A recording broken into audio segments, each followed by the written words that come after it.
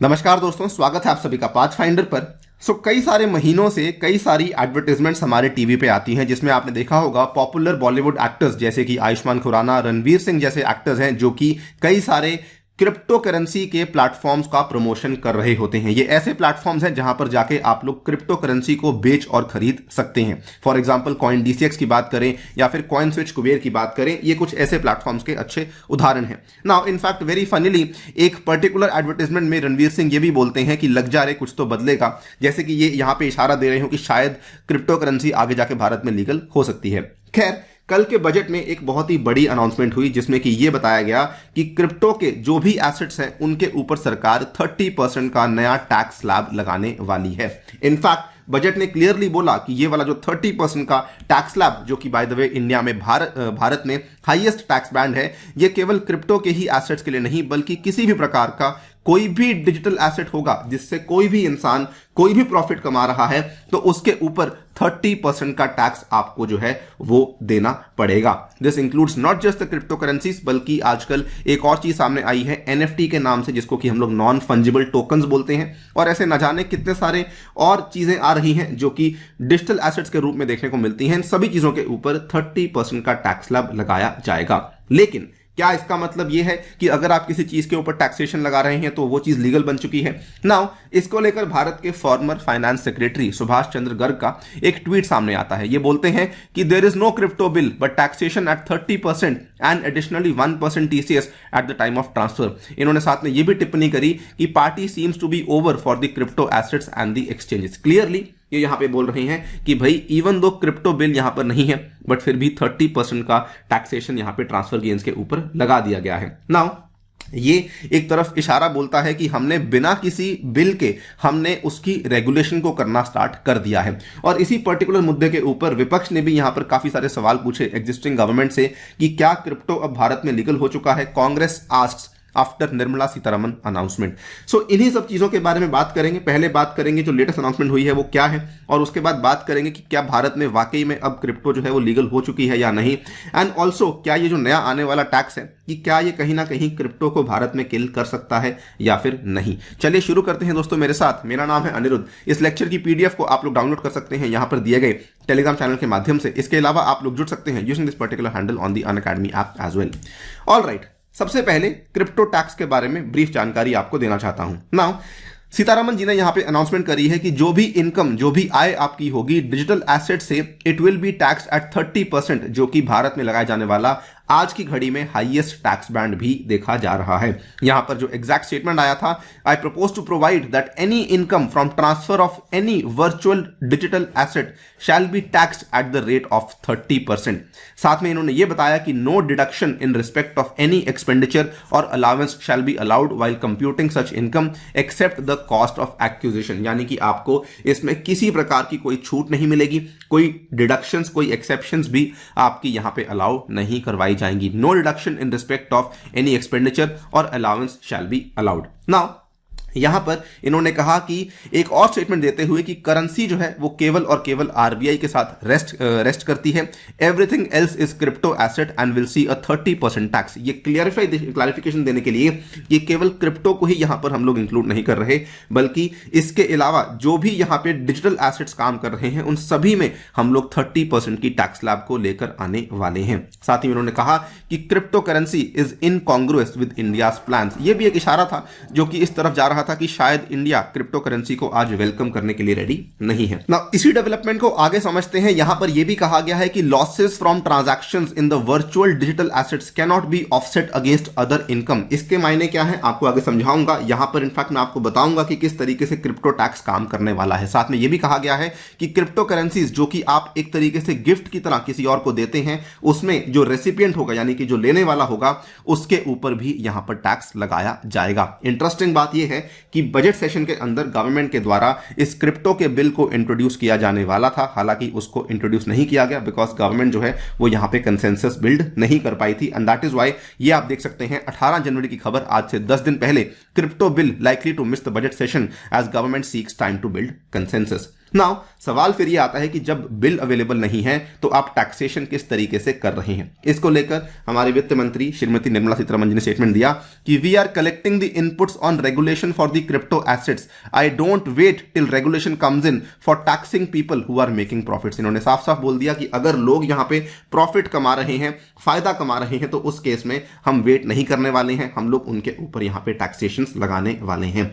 इस गाइडलाइन को और क्लैरिफिकेशन देते हुए यह भी कहा गया कि क्रिप्टो करेंसी जो है इनका आप लोग इस्तेमाल पेमेंट्स करने के लिए नहीं कर सकते हैं, बिकॉज हम लोग इनको लीगल करेंसी की डेफिनेशन में नहीं मानते हैं, लेकिन they can be held like shares और गोल्ड, यानी कि जिस तरीके से आप लोग अपने एसेट्स जैसे कि शेयर्स और गोल्ड को होल्ड करते हैं उसी तरीके से आप लोग यहां पे क्रिप्टो को भी होल्ड कर सकते हैं। नाउ इस चीज को लेकर ऑपोजिशन पार्टीज ने काफी सवाल खड़े किए कि जब आपके पास कोई बिल नहीं है तो फिर आप कैसे कह सकते हैं कि इसके ऊपर हम लोग जो है वो टैक्स लगा रहे हैं। द कांग्रेस के जो यहां पे प्रवक्ता है रणदीप सिंह सुरजेवाला, इनका आप ट्वीट यहां पे देख सकते हैं कि miss finance minister please do tell the nation is crypto currency now legal without bringing the crypto currency bill as you have taxed the crypto currency. इन्होंने बोला कि what about its regulator, what about regulation of crypto exchanges, what about the investor protection. आपने इन तीनों चीजों के ऊपर ध्यान नहीं दिया, लेकिन फिर भी आपने क्रिप्टो के ऊपर इतना भारी टैक्स यहां पे लगा दिया है। नाउ ये तो एक पहलू है, ऑब्वियसली बिल नहीं है, हम सभी को मालूम है, और उसके बावजूद भी टैक्स लगाया गया है। एक और पहलू सामने आता है जिससे मैंने वीडियो की शुरुआत करी थी कि काफी लंबे टाइम से हम लोग काफी सारी एडवर्टाइजमेंट्स देख रहे हैं टीवी चैनल्स के ऊपर, टीवी सेट्स के ऊपर, और इसमें हम लोग काफी बड़े बड़े फिल्म स्टार्स को भी देख रहे हैं जो कि बता रहे हैं कि इन्वेस्टमेंट्स के ऊपर आपको ईजी और हाई रिटर्न्स मिल सकती हैं। आपके सामने ये वाले कुछ उदाहरण हैं जो कि मैंने आपको शुरुआत में बताए भी थे। नाउ ये भी एक एंगल है कि एक तरफ ये वाली प्रमोशंस अगर हो रही हैं तो इनको रोका क्यों नहीं गया, इनको रेगुलेट क्यों नहीं किया गया। डायरेक्टली हम लोग केवल और केवल क्रिप्टो के ऊपर जो फायदे हो रहे हैं उसमें से 30% का हम लोग जो है टैक्स लगा रहे हैं। नाउ फिर सवाल यह आता है कि क्या क्रिप्टो इंडिया में लीगल है या नहीं है। देखिए एक चीज जो कि क्लियर कट है वो ये है कि आज की डेट में देयर इज नो रेगुलेशन और any ban on the use of crypto currencies in the country. यानी कि ये वाला जो अनाउंसमेंट हुआ है इसके बाद भी बैन तो नहीं हुआ है और ना ही कोई रेगुलेशन करवाई गई है। आज से लगभग 2 महीने पहले की बात है, पीएम मोदी ने एक बहुत ही हाई लेवल की मीटिंग को कंडक्ट किया था ऑन क्रिप्टो करेंसीज, और वहां पर उन्होंने केवल ये बात कही थी कि हम लोग ये चाहते हैं कि इसके चलते कोई मनी लॉन्ड्रिंग या टेरर फाइनेंसिंग के मुद्दे यहां पर ना खड़े हो जाए, अदरवाइज जो है हम इसको रेगुलेट करने के लिए आगे बढ़ना चाहते हैं। लेकिन अगेन उस मीटिंग के बाद कुछ बहुत कंक्रीट निकल के सामने नहीं आया था। नाउ फिर फाइनली सर आंसर क्या है कि क्या क्रिप्टो वाकई में इंडिया में लीगल है या फिर नहीं है। सो आरबीआई ने ऑलरेडी यहां पे अपने स्टैंड को क्लियर कर दिया है। The RBI has voiced serious concerns around the private crypto currencies, ये कहते हुए कि ये सारी की सारी जो एसेट्स हैं ये कहीं ना कहीं भारत में फाइनेंशियल इंस्टेबिलिटी को क्रिएट कर सकती हैं।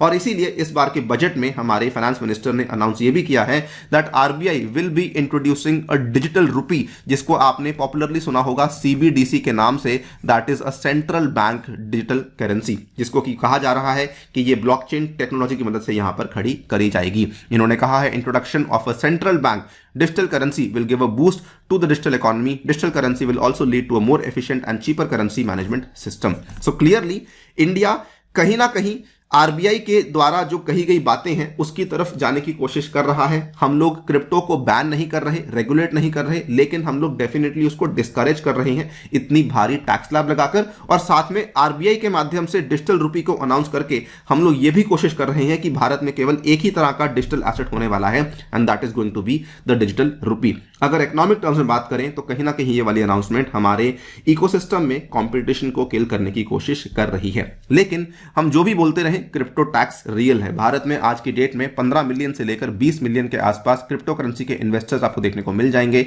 और इन सभी इन्वेस्टर्स के आसपास जो टोटल क्रिप्टो होल्डिंग्स हैं दे आर अराउंड 40,000 करोड़, और ये केवल एस्टिमेट्स हैं। जो रियल होल्डिंग्स होंगी वो डेफिनेटली काफी ज्यादा हो सकती हैं। अब सवाल ये आता है कि क्रिप्टो टैक्स वर्क कैसे करेगा। मैंने आपको बता दिया कि ये जो आपका क्रिप्टो टैक्स है ये केवल क्रिप्टो के ऊपर ही नहीं बल्कि हर तरह के डिजिटल एसेट्स के ऊपर लगने वाला है, including the NFTs assets in the metaverse, जो कि आजकल नया एवोल्यूशन ऑफ इंटरनेट बताया जा रहा है। कोई और अगर डिजिटल करेंसी है, किसी प्रकार का टोकन है जो कि आप होल्ड कर रहे हैं, हर चीज के ऊपर ये क्रिप्टो टैक्स यहां पे लगने वाला है।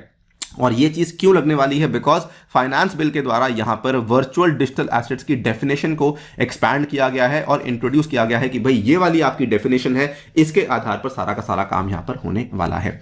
नाउ एक यहाँ पर स्कूल ऑफ थॉट ये भी है कि क्या ये पूरी की पूरी जो अनाउंसमेंट है ये क्रिप्टो को किल कर देगी। जो बिग बुल है हमारी शेयर मार्केट के, पॉपुलरली जिनको बिग बुल कहा जाता है, राकेश झुंझुनवाला जी, इन्होंने कहा है budget 2022 is death of crypto currency in India. लेकिन इन्होंने इसको नेगेटिव कॉनोटेशन में नहीं बल्कि पॉजिटिव कॉनोटेशन में कहा है। इन्होंने कहा है कि ये जो अनाउंसमेंट करी गई है इनको आपको देखना है in context of RBI announcing the digital currency, because अगर आरबीआई इस डिजिटल करेंसी को अनाउंस करती है तो इसका मतलब साफ है कि बाकी सारी की सारी क्रिप्टोस को यहां पर किल करने की कोशिश करी जा रही है। और ये इन्होंने कहा जिस तरीके से चाइना ने किया उस तरीके से भारत भी आज करने की कोशिश कर रही है। I think what the government wants to do is that it wants the RBI to promote digital currency and kill all other currencies just like China is doing, which in a way is the right approach also. आपको बता दूं China ने काफी समय पहले अपनी digital currency को announce कर दिया था और चाइना इनफैक्ट इस डिजिटल करेंसी के ऊपर 2014 से ही काम करने लग चुकी थी और ये तो ऑलरेडी पिछले साल की ही बात है, चाइना के द्वारा इंट्रोड्यूस भी करवा दी गई थी। नाउ सो ये सारे के सारे एस्पेक्ट्स को ध्यान में रखना है। एंड अगेन जो आपको इंपॉर्टेंट चीज याद रखनी है वो ये है कि अभी ना तो क्रिप्टो को रेगुलेट किया जा रहा है ना क्रिप्टो को बैन किया जा रहा है। तो ये वाला सवाल कि क्या क्रिप्टो भारत में लीगल है नहीं, इसका जवाब फिलहाल गवर्नमेंट के पास भी नहीं है। तो हम किस तरीके से आपको सवाल का जवाब दे सकते हैं।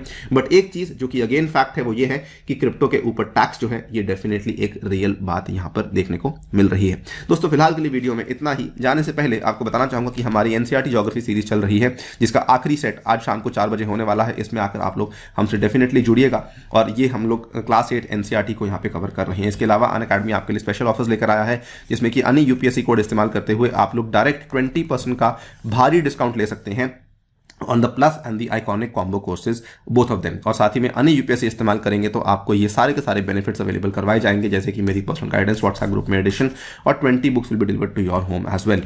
इसके अलावा ये वाले बैचेस आपके लिए अवेलेबल करवाए जाएंगे एंड ऑल्सो आप लोग कॉम्बैट में हिस्सा ले सकते हैं using the referral code ANI UPSC। Thank you so much for listening, stay tuned and stay safe.